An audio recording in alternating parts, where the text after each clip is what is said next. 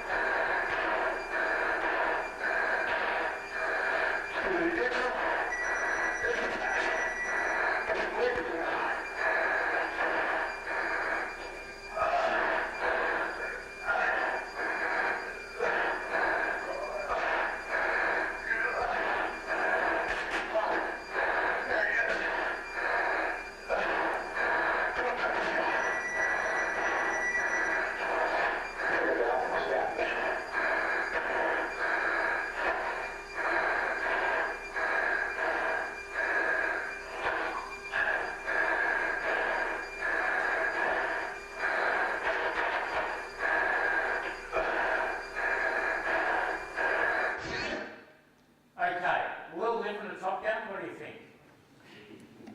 Is he under a little bit of pressure there?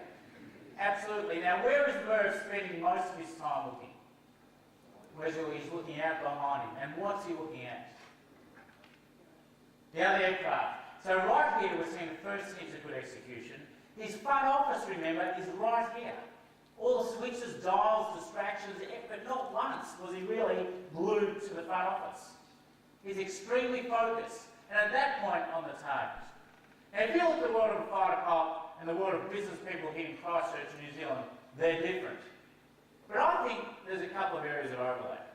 The first is, we're part of a large organisation, 75,000 people in the Defence Force, supporting just 70 odd fighter pilots on the front line. Now, in a city of 380 odd thousand people, we've got about 200 people here this morning. Now, the first key similarity is facing change. Murph, right through that dogfight, was changing from sky to ground, and if you look behind him, you would have seen the sky and ground flipping from one to the other. Right through the middle of that, he's having to deal with a lot of change. I'm not from this city, but just a cursory glance at perhaps the change you're looking at. Yesterday I read just the median house price here in Christchurch has increased out of sight. In 2002 it was about $156,000 to buy a house here on average. In 2004 it was $250,000. At the end of last year it was $316,000. That's a massive increase in 4 years. Second change perhaps might be our friends Woolworths looking to acquire the warehouse group while they're over here. And just recently I've been here as a tourist, and your strong dollar hasn't helped me out much when I've tried to convert from Aussie to New Zealand. Anyway, you know the changes you're facing in your workplace, so we both face change. The final point is, in that environment, Murph has to execute. He has to get the job done. In a real combat environment, it's either his life or someone else's life that could be at stake. Now, in the business world, more and more, with people's competitive advantages being eroded, the only thing that's separating you from someone else is how well you can get the job done. Look around. A little bit like that. Okay, put your arms down. Sydney is actually in that direction. There were a few people who were close, see one minute out of that. Okay, now that's a little bit like an organisation or a team or an individual without a clear future picture. We need people to know where we're heading. We want them to buy into it before we actually set off on the journey. Okay, how do we do that? Two key parts of the future picture. The first is it's got to be extremely clear, and by that I mean measurable. The second part is you want the executors, not the developers of the strategy, the executors to buy into it.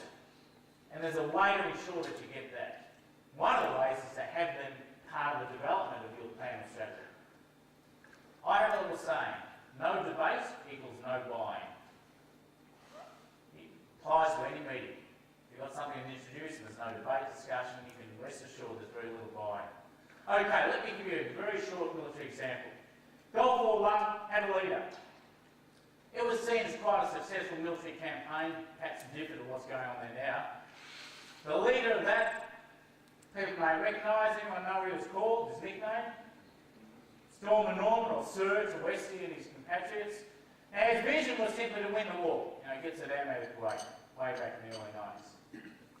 Now that by itself is not enough of a picture for us, the doers, to actually go and implement. We need something a bit clearer than that. So a couple of ideas about what they had in Gulf War I for a really clear future picture for the first 90 odd days. First thing was, they needed him and Iraq adequate. Second thing, not a threat. Third thing, their infrastructure in Iraq intact. Aim was not to destroy the country. Able to defend itself and the region as a whole more stable. And each of those had a measure. The objective was to get there in 90 days. It took about that long and then get out. And that happened. Okay, now you may have your own version of Storm and Norman somewhere in this country. Storm and Norman Clark. A bit of airbrushing going on there. I was trying to tell you about my night. Down there in Hillary, it's still cold. Anyway, so Helen may have a vision for this country that says something like, we want this to be an enviable place to live, with a thriving economy and consistent growth. That might be, I don't know. Now I want you to think for your team, for your company. You know, everyone sees these vision statements. That's great. How do we turn that into something that we can buy into, we understand, we know when we're going to get there? Now for an organisation, we normally suggest you articulate this a number of ways. Now for New Zealand it might be, we need to know where we're going to be financially in 2 or 3 years' time. We want to know what people inside New Zealand think of living, operating, working in New Zealand. We also want to influence what the outsiders think of this country. What do we want them ideally to think about this place in 2 or 3 years' time? And where do we want to be from a market position? And there's a few others we'll introduce in the second part of the workshop. Okay, a question for you. What sits in the middle? What are the 1, 2 or 3 things that you know for your team, your organisation, for you personally, should be in the middle? Those centres of gravity. What are the things? What are they? Now they might be things like sales, if you're in a sales-driven organisation, or key accounts, if you've got to look after them, or in a tight labour market, it might be just getting and retaining the right people. How do you put measures to any one of those things? You would have to decide that. You need to be able to measure it, and it might be things like performance of budget, key account sales, retention of good people, cross sales, monthly sales. But you know what? Everyone is going to have this 20-cent light bulb. The key is to deal with it and then get back to the main game. First one is results, then reasons, and then response. Now by results, I mean make sure that this debrief is centred on hard numbers, and if it can't be hard numbers, then make sure you're looking at least asking what's working, what's not, and having answers to those questions. If you've got specific numbers for the team, that's great. But if it comes down to, look, just what are we doing well, what are we not doing well, that's fine as well. Come prepared with that. Once you put that out on the table, the next point is to get into the why. Now the first why, or the first reason, is rarely the right reason. We've done this now with over 1.5 million people worldwide. We've spent a bunch of time doing this with organisations in the last year or two in Australia and Asia, and this part's difficult.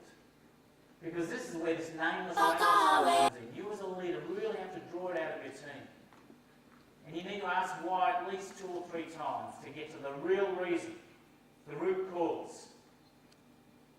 And then finally, the only reason to have the debrief is to do something about it. And that needs to be really clear. What will we do more of or less of? The 3 R's: results, reason, response. If you can just start getting people together for 20 minutes every week, look at this, you're doing what 80% of businesses just do not do.